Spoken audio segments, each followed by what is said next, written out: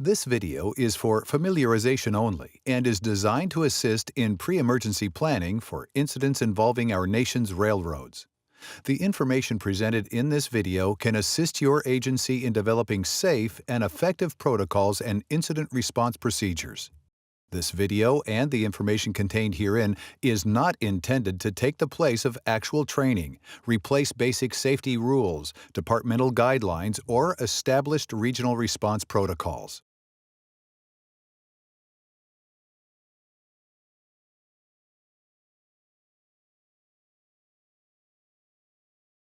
This video is part 2 in an informational series for law enforcement personnel. Part 1 of this series, titled Rail Safety for Law Enforcement, covers railroad basics and provides a more in-depth coverage of railroad safety. Additional informational videos of interest can be found on the FRA website, or a copy can be obtained by contacting Michael Griskavich at this email address.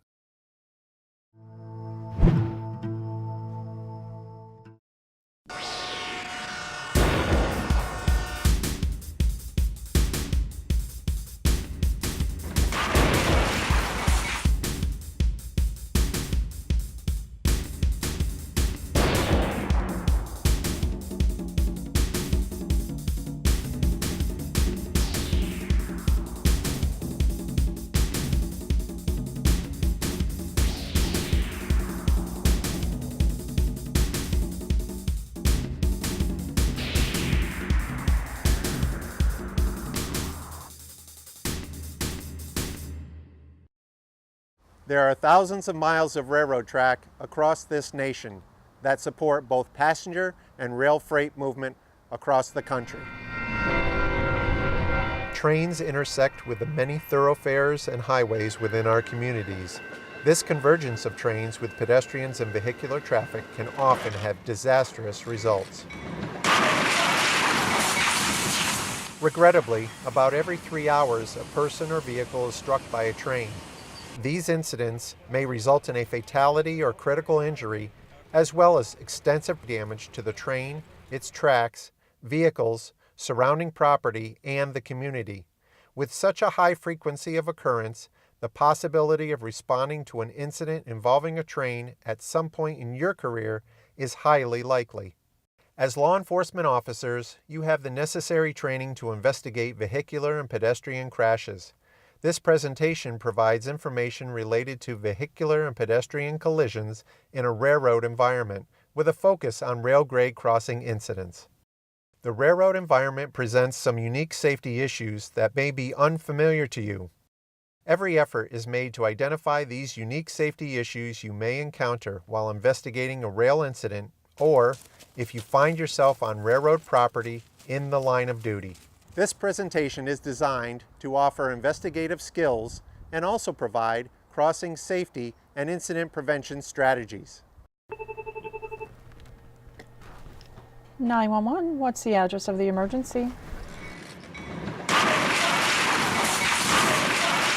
County Dispatch and Fire and Rescue need to respond to Church Road at the railroad crossing intersection. Are you prepared to respond to an accident at a grade crossing? What information is needed and what steps should be taken to investigate a grade crossing collision?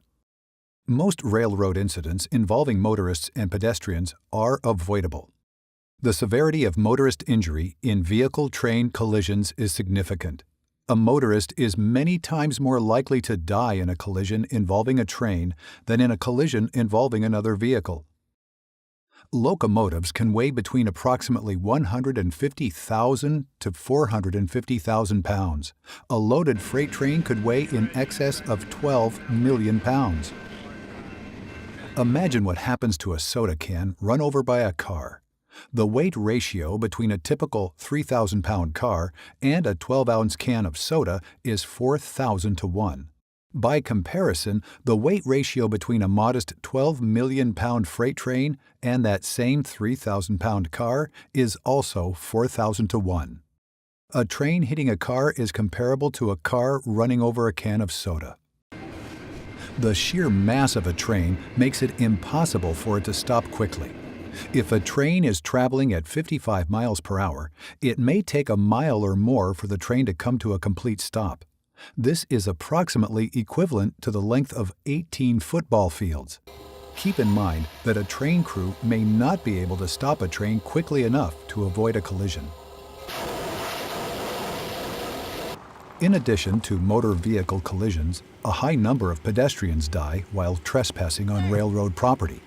Not only is trespassing on railroad property against the law, but trespassers often put their lives at risk, not realizing the dangerous nature of this illegal act. Due to their size, weight, and inability to stop quickly, trains have the right of way even over first responders, motorists, and pedestrians. Anytime you are within the working area of a set of railroad tracks, you're in the railroad's right of way. The right of way includes both the railroad track and its surrounding area. Typically, the right of way extends 25 feet from the center line of each set of tracks, but may vary. A cardinal rule to remember is trains can move in either direction on any track at any time. The train body width can extend 3 feet or more beyond the steel rails. Today's trains are quieter than ever and may seem farther away and moving slower than they actually are. Have you ever watched an airplane land? Did the airplane appear to be suspended in the air or moving at a very slow speed? The reality is the airplane is probably traveling around 150 miles per hour at the approach for landing. This perception is very similar to that of a moving train. By failing to obey laws put in place for public safety, motorists and trespassers increase their chance of being critically injured or killed. These incidents often result in needless death, injury, or property damage, impacting communities and railroad personnel. When you receive a call regarding a railroad incident, what is your next course of action? There are unique factors to consider when dealing with a railroad incident, such as access to the scene may be limited or blocked. The collision scene may encompass a large area. Knowledge of rail equipment and railroad operations. Possible hazardous materials involvement. Presence of hazardous material within the train does not necessarily present a hazard unless a release has occurred. Possibility of a train derailment. 911, what's the address of your emergency? Railroad incidents will require the coordination between the railroad and your dispatcher. Your access to the scene may be limited or blocked. The collision scene may encompass a large area with the potential for mass casualties, and there is a possibility that the train has derailed. It is important to remember that no one, not even emergency responders, are immune to dangers presented at grade crossings. Don't become complacent while working in a railroad environment, and always be alert for approaching trains or other on-track vehicles. When responding to the scene of a collision or another emergency, you may become focused on the call and not the potential hazards included in the railroad environment. When I receive a call involving a railroad emergency, I start asking myself several questions. Is a passenger train or freight train involved?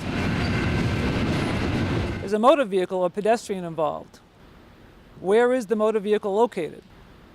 Is the train crew or other railroad employees injured, and where are they located? Is the grade crossing blocked by the train or accident scene? Are hazardous materials involved? Where is the train located? And who do I call to shut down the rail traffic? Getting as much information as possible prior to arriving at the scene is essential. Remember, upon arrival at a railroad incident, your safety and the safety of others comes first. Ensure the appropriate railroads have been contacted and all train traffic has been stopped before fouling the track. Fouling a track essentially means being in such proximity to a track that an individual could be struck by a moving train or other on-track equipment. You should consider yourself in the foul anytime you are within 4 feet of the closest rail. At the scene, you may need to provide the location of the grade crossing to notify the responsible railroad to shut down rail traffic or to assist other emergency responders in identifying the location. Look for a blue and white emergency notification sign. The sign should be posted near the crossing and be clearly visible. The emergency notification sign includes the railroad's emergency contact number and the US DOT identification number. The railroad name and corresponding railroad milepost may also be listed, although this is optional. including both the US DOT number and the railroad milepost, will provide the railroad with the exact location of the grade crossing. This is vital when requesting that all train traffic be stopped. You may encounter older versions of the emergency notification sign that may be slightly different in color and appearance. These older signs still contain the required emergency notification information necessary for reporting. Even though your dispatcher has contacted the railroad to stop train traffic at the scene, including the potential traffic on adjacent tracks, you still need to remain alert. Just like crossing the street, look both ways before approaching and crossing the tracks.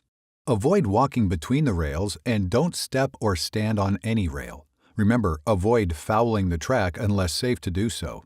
Even in situations that do not directly involve a train, but still occur on railroad property, you should always contact the railroad.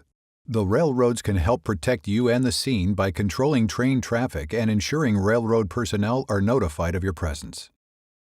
Upon arrival at the scene, our primary concern is scene safety. We want to aid those who are injured and make sure the scene is secure to prevent secondary crashes.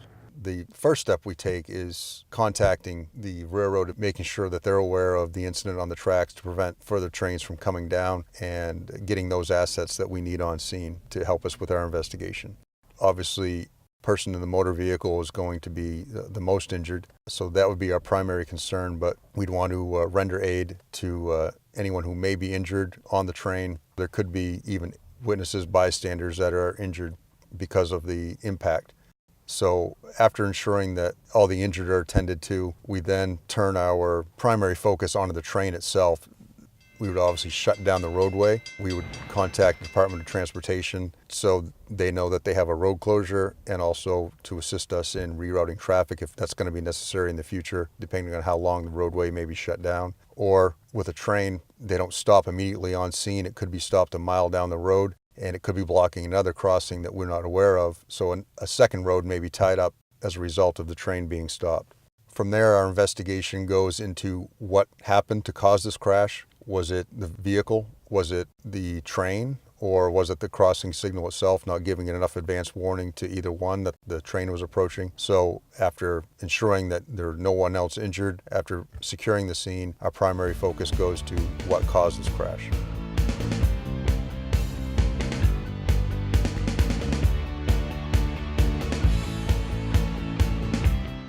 Some of the major causes of rail collisions are racing the train to the crossing, impatience, misjudgment of train speed and distance from the crossing, impairment due to alcohol, drugs, fatigue, or any combination thereof, stopping on the railroad tracks, failure to look in both directions approaching the crossing, driver distractions. Due to your expertise, you know how to properly investigate an incident. This informational video is the second in a series that covers the unique aspects of the railroad that are pertinent to your investigation. The first video, Rail Safety for Law Enforcement, also covers more of this information and can be viewed on the FRA website, or a copy can be obtained by contacting Michael Griskavich at this email address. To successfully complete your investigation, you need to interact directly with railroad personnel. You should contact the train crew as soon as possible upon your arrival. The train crew likely has information vital to your investigation, including a first-hand account of the incident. The number of train crew members you may encounter at a railroad incident can vary. Typically, trains are operated by a locomotive engineer and a conductor, but sometimes include additional railroad personnel like brakemen, trainees, and supervisors. The conductor will normally be your initial point of contact at the scene. The conductor is in charge of train movement and supervising the train crew's work. Coordinate with the conductor regarding any movement of the train. For example, train cars may need to be uncoupled and separated to clear a crossing to allow emergency personnel better access to the scene. However, if the train initiated an emergency brake application, the conductor may need to inspect the entire length of the train to make sure it's safe to move. The conductor is also in charge of the train consist documentation and will have information about the location and contents of each car in the train. The locomotive engineer operates the train. He's trained by the employing railroad and receives certification as a locomotive engineer based on standards set by the Federal Railroad Administration. Railroad operating rules and federal regulations prohibit the engineer from moving the train without proper authority. During a rail incident, at least one person, usually the engineer, will remain in the locomotive cab to move the train if necessary and to use the locomotive's more powerful radio to relay information to the railroad dispatcher. Because the locomotive isn't a motor vehicle, the engineer and the conductor are not required by law to have a driver's license to operate the train. Federal regulations require the railroad company to provide a certification card for both the engineer and conductor. Additionally, while Federal Railroad Administration regulations preempt state and local toxicological testing of railroad employees after train crashes, the regulations do not intend to preempt provisions of state criminal law. In most states, the occurrence of a train-vehicle collision by itself is not sufficient cause to conduct toxicological testing. You need to remember that because trains are not motor vehicles, road and highway traffic law does not apply. Regarding passenger trains, generally the engineer is the only crew member in the cab of the locomotive. The locomotive engineer operates the train, but the conductor normally rides in a passenger car. Many times we forget that train crew members are also victims of the accident. When making contact, know that they may be suffering from injuries as well as the emotional stress of the incident. Imagine if you did not have the capacity to avoid colliding with a motor vehicle or a trespasser. The train crew cannot stop the train quickly, has no option to maneuver around a potential threat.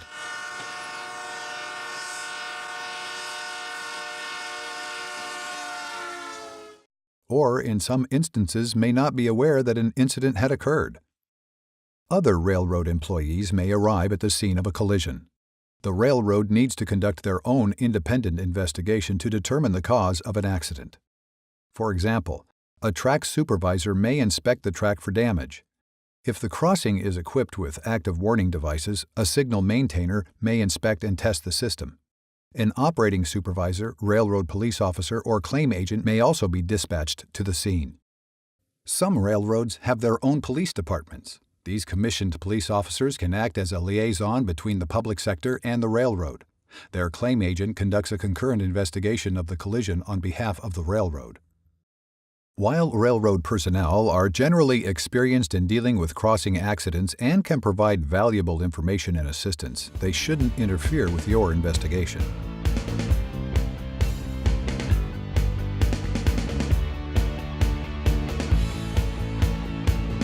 The environment can also be a contributing factor to a grade crossing collision and includes vegetation, structures, topography, weather, crossing layout, lighting, road surface, road construction.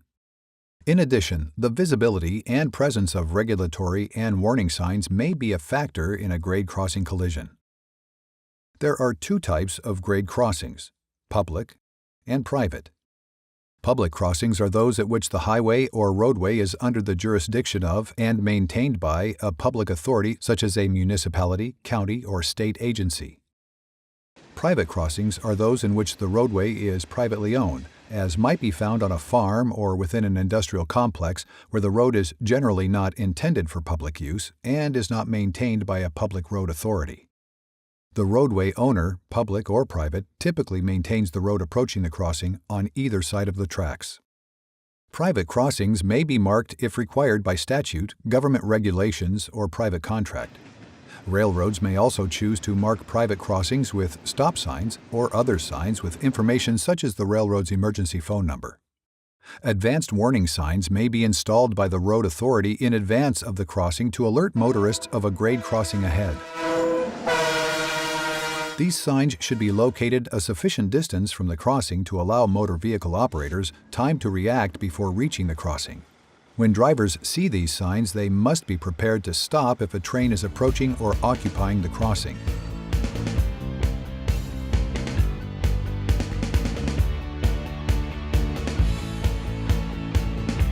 When conducting a collision investigation, you should identify the train and lead locomotive.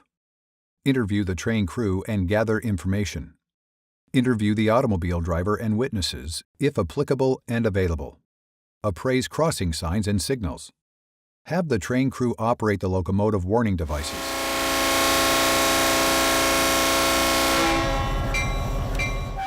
Record the DOT crossing inventory number. Note visual obstructions. Note any suspicious circumstances.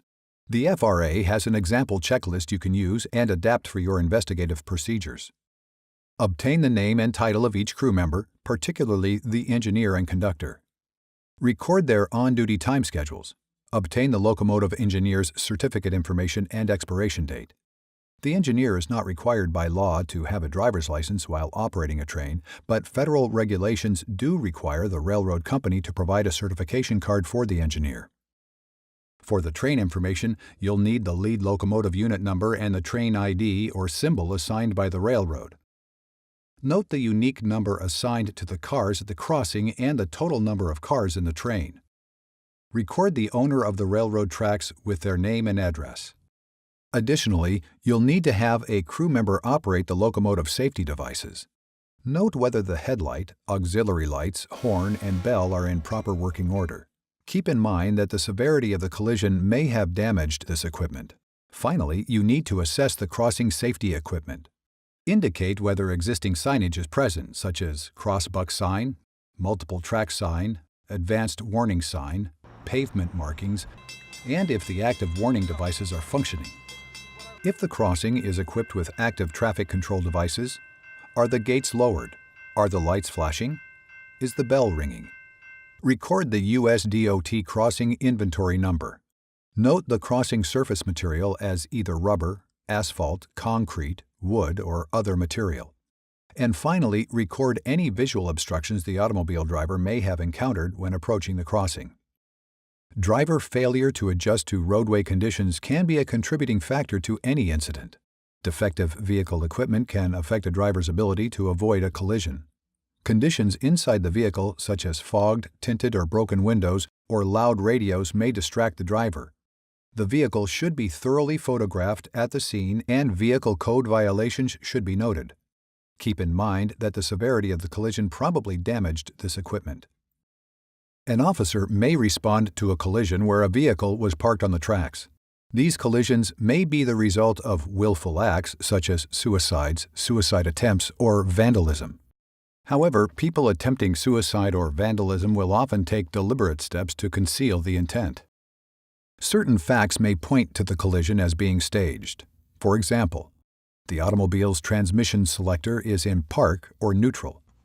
The keys have been removed from the ignition switch. The engine has time to cool down. Discarded cigarette butts are found where the vehicle was stopped. Witnesses may volunteer information about the driver waiting to approach the grade crossing until the train appeared, or that the driver deliberately stopped or slowed down on the tracks ahead of the train. Other violations at rail grade crossings may include parking too close to the railroad tracks, driving left of the center line on a grade crossing, failing to stop when required, such as school buses or hazardous material carriers. Commercial driver license holders have additional requirements and are subject to disqualification for specific grade crossing violations, such as failing to slow down to check for approaching trains, for drivers who are not always required to stop, for drivers who are not always required to stop, failing to stop before reaching the crossing if the tracks are not clear, for drivers who are always required to stop, failing to stop before driving onto the crossing, for failing to have sufficient space to drive completely through the crossing without stopping, following too closely to the vehicle in front, for failing to obey a traffic control device or directions of an enforcement official at the crossing, for failing to negotiate a crossing because of insufficient crossing clearance. When we arrive on the scene, we make sure that the scene is safe. We begin our reconstruction of the event. It begins obviously with taking photographs of all the scene evidence, and we do a forensic mapping of the scene, and that is using an electronic theodolite similar to what land surveyors would use, and it involves a electronic measuring station and a prism pole, and we will walk through the evidence and collect three-dimensional points, which are later turned into a scale diagram with a computer program. We would work closely with the Railroad Association or whoever's in charge to collect any information that's available from the crossing.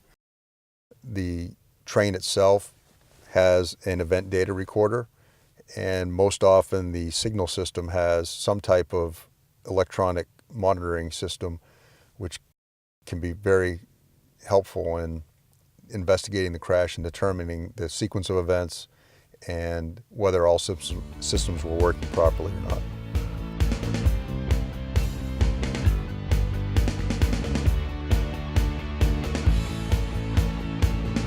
There are proactive and preventive actions that you can take that can greatly reduce the number of incidents and potentially prevent tragedies. One approach is to know the tracks and railways in your jurisdiction, especially the grade crossings, advanced warning signs, and active traffic control devices in your area that alert drivers to approaching trains. Too often, motor vehicle operators are unfamiliar with or do not consider traffic laws pertaining to grade crossings. This lack of consideration or understanding can result in catastrophic incidents that may impact an entire community. Your presence near a railroad grade crossing can positively influence a motorist's driving habits. Position your cruiser in a conspicuous manner near the grade crossing and monitor the crossing for compliance with the law. Motorists will be less likely to violate the law or put themselves and their passengers in harm's way if an officer is present and monitoring driver behavior. Use the opportunity to educate drivers and, if necessary, reinforce your message by issuing citations for infractions. Trespassers on railroad property also present an avoidable danger. Not only is trespassing a violation of the law, but trespassers often do not realize they're putting their own lives at risk. Every year, hundreds of people die while trespassing. Trespasser fatalities are rising and now exceed the number of deaths from train vehicle collisions. Risky behaviors, such as biking or running adjacent to the track, often result in a tragic ending when the person doesn't hear approaching trains. When there are multiple tracks, sound may be distorted and may obscure other approaching trains. Some people try to climb on rail equipment, cross through a train between rail cars, or attempt to jump on a train and are knocked off or fall off when the train moves abruptly. Trespassers may commit malicious acts intended to harm others. Tampering with signals or tracks, breaking locks on track switches, or placing debris on rails has caused disastrous wrecks. Be suspicious of persons hanging around railroads in the community. Take steps to determine their intent. Remember, when you are on railroad property for any reason, always notify the railroad and be aware that trains operate at any time, in any direction, and on any track. Damaging, removing, or stealing railroad equipment, including signals and signs, could result in a failure of the train control system. This failure could result in a head-on collision and/or a misrouted train, not to mention other unforeseen catastrophes. Acts of vandalism to railroad property affect the health, safety, and welfare of the traveling public, the neighboring community, and railroad employees. Defacing railroad property such as tagging rail equipment, defacing markings on freight cars, removal of placards or other signs is also very common. These types of activities present a danger to the community by obstructing the display of critical information needed to safely transport freight. An example would be removal of hazardous material placards needed for identification of a car's contents by emergency responders. The reckless act of throwing or dropping objects from bridges, suspending concrete blocks from ropes, and shooting or throwing objects at trains can cause serious injury or even death to both vandals and railroad employees. Grade crossing signal vandalism or theft can have a significant impact on the community. If signal components are damaged or stolen, the system may not provide the prescribed warning to approaching motorists. When a train crew is informed of a traffic control device failure at a crossing, train movements and speeds are restricted. This causes delays in the delivery of goods and, due to blocked crossings, causes disruption of community traffic patterns. Emergency response vehicles may also be blocked or delayed. Railroad trespassing incidents can have devastating lifelong effects not only on the individual and railroad personnel, but the community as well. Most railroads encourage and support law enforcement officers in their effort to apprehend and prosecute trespassers. Railroad authorities can provide invaluable assistance with investigations, prosecutions, trespasser abatement programs, and installing additional signage. Some individuals may seek to deliberately cause catastrophic incidents. Worldwide events have shown that high-profile targets such as railroads are common scenes for acts of terrorism. Damage to critical infrastructure by causing a hazardous materials release create an opportunity for a significant disruption of our economy.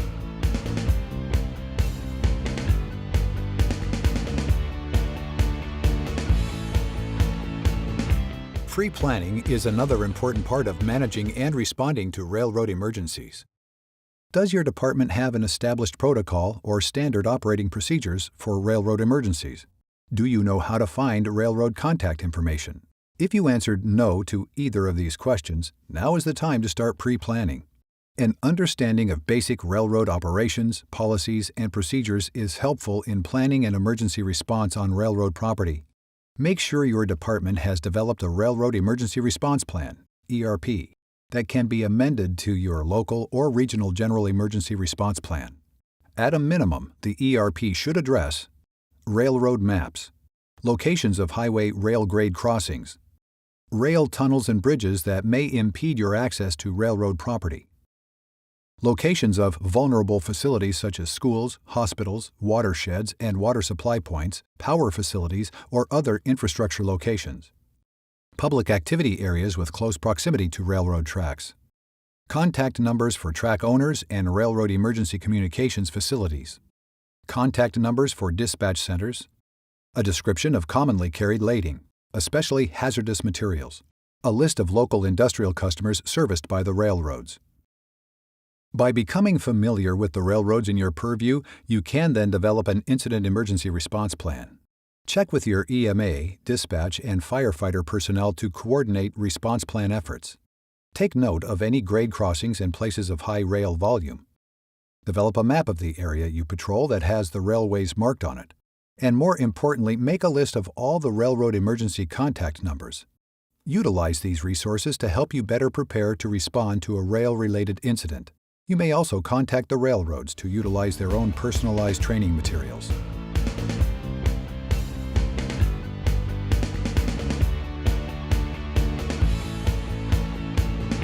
There are a number of helpful resources and agencies to enhance your investigative skills. The Federal Railroad Administration is an administration in the United States Department of Transportation whose primary purpose is to promulgate and enforce rail safety regulations, administer railroad assistance programs, conduct research and development in support of improved railroad safety and national rail transportation policy, and consolidate government support of rail transportation activities nationwide.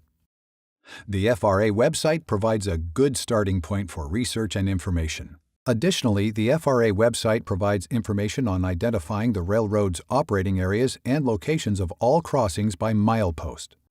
The FRA can also assist you in your investigations. You can visit the FRA website for more details. Operation Lifesaver is another online source for rail safety education. Operation Lifesaver's mission is to end collisions, deaths, and injuries at highway rail grade crossings and on railroad property through a nationwide network of volunteers who work to educate people about rail safety. They provide training videos, online education resources, as well as public awareness materials. All Class I railroads can provide valuable information that is useful in responding to a railroad emergency. Check railroad company websites for information about the railroad operations in your area of responsibility and for point of contact information. This video provided you with the necessary information to assist you when responding to a collision involving a vehicle or pedestrian with a train and other rail equipment. Let's recap some of the main points. Make sure the railroad is aware of your presence on their property. Expect movement of trains, engines, cars, and other rail equipment at any time on any track and from either direction. Know your access routes. Identify the precise location of impact or derailment and note the final resting location. Identify hazardous and environmental risks. Make contact with and interview the train crew. The crew will be instrumental in the response efforts. And finally, your agency should have a policy or protocol to handle railroad incidents. If not, now is the time to put one together. Contact the railroads in your area to begin the conversation. Always follow protocol and prepare yourself for a call involving railroads. Thank you for watching this video, and remember to always be safe around railroad tracks. This video is part 2 in an informational series for law enforcement personnel. Part 1 of this series, titled Rail Safety for Law Enforcement, covers railroad basics and provides a more in-depth coverage of railroad safety. Additional informational videos of interest can be found on the FRA website, or a copy can be obtained by contacting Michael Griskevich at this email address.